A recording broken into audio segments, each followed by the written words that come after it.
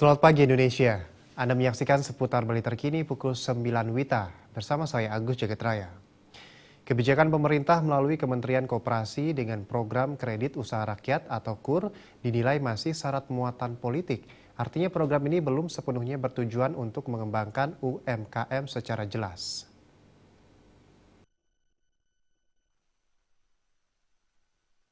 Pengamat perekonomian perbankan Wiraguna Bagus Oke mengatakan kredit usaha rakyat atau KUR rentan menjadi kredit macet ke depannya apabila penyalurannya tidak dilakukan dengan selektif dan sungguh-sungguh. Untuk mewujudkan kredit yang bersih harus memenuhi beberapa syarat seperti mengetahui siapa penerima kredit yang akan disalurkan. Penerima kredit harus memiliki karakter yang baik dan bertanggung jawab, mempunyai kapasitas atau kemampuan mengembalikan kredit sesuai aturan, memiliki cash flow yang stabil, mempunyai jiwa kompetisi dalam berusaha dan mengembangkan usahanya, serta terakhir memiliki kolateral atau anggunan yang sesuai.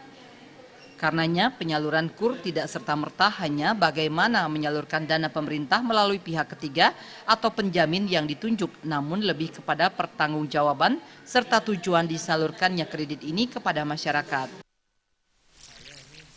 Hampir puluhan tahun menangani kredit usaha kecil, termasuk perekonomian tumbuhan ekonomi kelas bawah. Kenyataannya memang apa yang disinyalir tadi, kita sudah banyak dulu. Dulu ada namanya KKNKP, kredit usaha kecil, kredit menengah modal kerja. Kemudian ada KLTA, kredit layak tanpa agunan. Itu semangatnya sama. Kemudian ada juga kredit usaha rakyat. Bahkan sekarang KUR ini diformalkan sama. Problem utamanya adalah mindset dan perilaku baik yang menyalurkan maupun yang menerima. Yang menyalurkan semangatnya yang penting mencapai target penyaluran. Politis, ya, politis semangatnya. Nah, penyaluran kalau memakai target tanpa melihat kompetensi dan layak salur istilahnya, dan yang menerima pun siap untuk bisa mengembangkan. Nah, kalau tidak siap di sisi penerima, pemerintah hanya ngomong target, siap-siap gagal.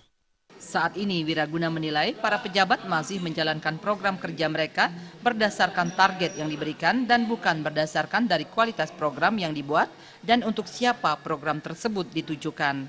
Apabila penyaluran KUR tidak selektif, maka bisa terancam menjadi kredit macet yang akan merugikan negara di kemudian hari. Pratnya Paramita dan Gung Krisna, Bali TV. Pemirsa, demikian seputar Bali terkini kali ini. Nantikan informasi menarik kami lainnya dalam seputar Bali terkini 1 jam mendatang. Salam Indonesia.